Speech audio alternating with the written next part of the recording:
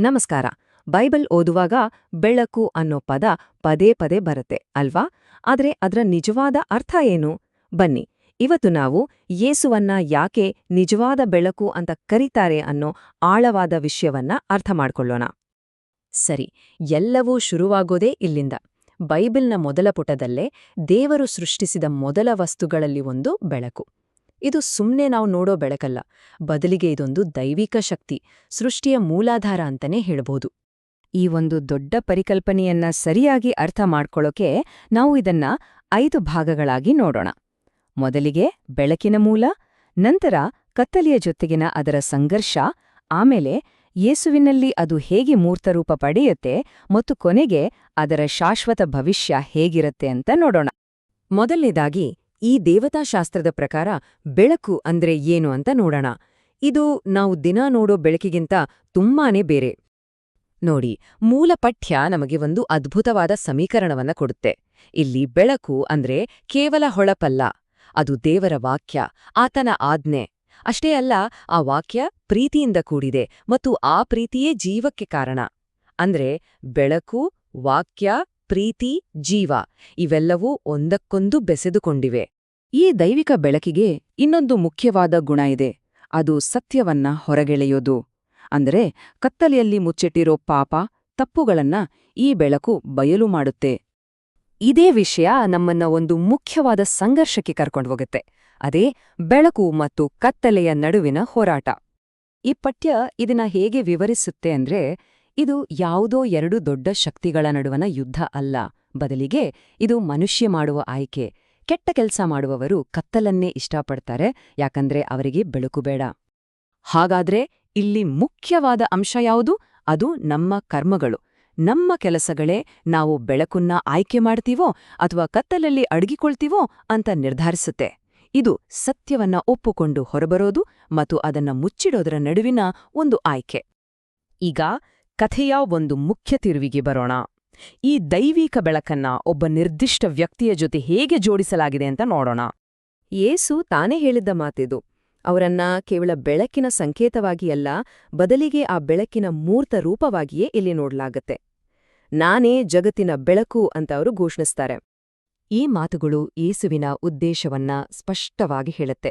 ಅವರೇ ಬೆಳಕಾಗಿ ಬಂದಿರೋದು ಯಾಕೆ ಅಂದ್ರೆ, ಜನರು ಇನ್ನು ಮುಂದೆ ಕತ್ತಳಲ್ಲಿ ಅಂದ್ರೆ ಅಜ್ಞಾನ ಮತ್ತು ಪಾಪದಲ್ಲಿ ಉಳಿಯಬಾರ್ದು ಅಂತ. ಇದು ಕತ್ತಲೆಯಿಂದ ಹೊರಬರಲು ಕೊಟ್ಟ ಒಂದು ನೇರವಾದ ಆಹ್ವಾನ. ನಿಜವಾದ ಬೆಳಕು ಈ ಪದಕ್ಕೆ ಇಲ್ಲಿ ವಿಶೇಷವಾದ ಅರ್ಥ ಇದೆ. ಇದು ಸೂರ್ಯ ಚಂದ್ರನ ತರಹದ ಭೌತಿಕ ಬೆಳಕಲ್ಲ, ಇದಕ್ಕಿಂತ ಶ್ರೇಷ್ಠವಾದ, ಎಲ್ಲರಿಗೂ ಆಧ್ಯಾತ್ಮಿಕ ದಾರಿ ತೋರಿಸುವ ಒಂದು ನಿರ್ಣಾಯಕ ಬೆಳಕು ಅಂತ ಇದ್ರರ್ಥ. ಇಲ್ಲಿ ಒಂದು ದೊಡ್ಡ ಪ್ರಶ್ನೆ ಎದುರಾಗುತ್ತೆ. ದೇವರು ಅನಂತ, ಸೃಷ್ಟಿಕರ್ತ, ಮನುಷ್ಯ ಸೀಮಿತ, ಒಂದು ಸೃಷ್ಟಿ. ಹಾಗಾದ್ರೆ ಈ ಸೀಮಿತ ಜೀವಿಡು ಆ ಅನಂತ ದೇವರನ್ನ ನೋಡೋದು, ಗ್ರಹಿಸೋದು ಹೇಗೆ ಸಾಧ್ಯ? ಹೌದು, ಸೃಷ್ಟಿಯಾದ ಒಂದು ಜೀವಿ ಸೃಷ್ಟಿಕರ್ತನನ್ನ ನೋಡೋದು ಹೇಗೆ ಸಾಧ್ಯ? ಇದು ಸಾವಿರಾರು ವರ್ಷಗಳಿಂದ ಕೇಳ್ಕೊಂಡ್ಬಂದಿರೋ ಒಂದು ಮೂಲಭೂತ ದೇವತಾಶಾಸ್ತ್ರದ ಪ್ರಶ್ನೆ. ಇದಕ್ಕೆ ಒಂದು ಹಂತಹಂತವಾದ ಪರಿಹಾರವನ್ನ ಕೊಡ್ಲಾಗತ್ತೆ. ನೋಡಿ, ಮೊದಲು ದೇವರನ್ನ ನೋಡಿದ್ರೆ ಸಾವು ನಿಶ್ಚಿತ ಅನ್ನೋ ನಂಬಿಕೆ ಇತ್ತು. ಹಾಗಾಗಿ ಹಳೆ ಒಡಂಬಡಿಕೆಯಲ್ಲಿ ದೇವರು ದೇವದೂತರ ಮೂಲಕ ಕಾಣಿಸಿಕೊಳ್ತಾರೆ. ಆದ್ರೆ ಆಮೇಲೆ ದೇವರು ತಾನೇ ಮನುಷ್ಯನ ರೂಪದಲ್ಲಿ ಒಂದು ಜೀವಿಯಾಗಿ ಭೂಮಿಗೆ ಬರ್ತಾರೆ. ಇದ್ರಿಂದ ಮನುಷ್ಯರು ಯೇಸುವಿನ ಮೂಲಕ ದೇವರನ್ನ ನೋಡಲು, ಕೇಳಲು ಮತ್ತು ಮುಟ್ಟಲು ಸಾಧ್ಯವಾಯಿತು. ಹಾಗಾಗಿ ಇಲ್ಲಿ ಮುಖ್ಯವಾದ ವಿಷಯ ಏನು ಅಂದ್ರೆ ಅವತಾರ, ಅಂದ್ರೆ ದೇವರು ಮನುಷ್ಯನಾಗಿದ್ದು. ಇದೇ ದೇವರು ತನ್ನನ್ನ ತಾನು ಜಗತ್ತಿಗೆ ಸಂಪೂರ್ಣವಾಗಿ ಪರಿಚಯಿಸಿಕೊಂಡ ಅಂತಿಮ ಘಟನೆ. ಸರಿ, ಕೊನೆಯದಾಗಿ ಈ ಪರಿಕಲ್ಪನೆಯನ್ನ ಒಂದು ಅಂತಿಮ ಭವಿಷ್ಯದ ದೃಷ್ಟಿಕೋನದಿಂದ ನೋಡೋಣ. ಈ ಒಂದು ವಾಕ್ಯವನ್ನ ನೋಡಿ, ಇದು ಒಂದು ಕ್ರಾಂತಿಕಾರಿಯಾದ ಭವಿಷ್ಯವನ್ನ ನಮ್ಮ ಮುಂದೆ ಇಡುತ್ತೆ.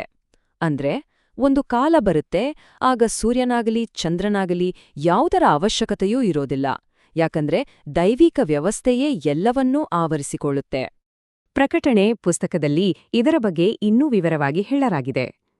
ಆ ಹೊಸ ವಾಸ್ತವದಲ್ಲಿ ದೇವರ ತೇಜಸ್ಸೇ ಬೆಳಕಾಗಿರುತ್ತೆ ಮತ್ತು ಯೇಸುವೇ ದೀಪವಾಗಿರ್ತಾರೆ. ಆಗ ಆ ದೈವಿಕ ಬೆಳಕೆ ನಮ್ಮ ಸುತ್ತಮುತ್ತಲಿನ ಸಂಪೂರ್ಣ ವಾತಾವರಣ ಆಗಿರುತ್ತೆ.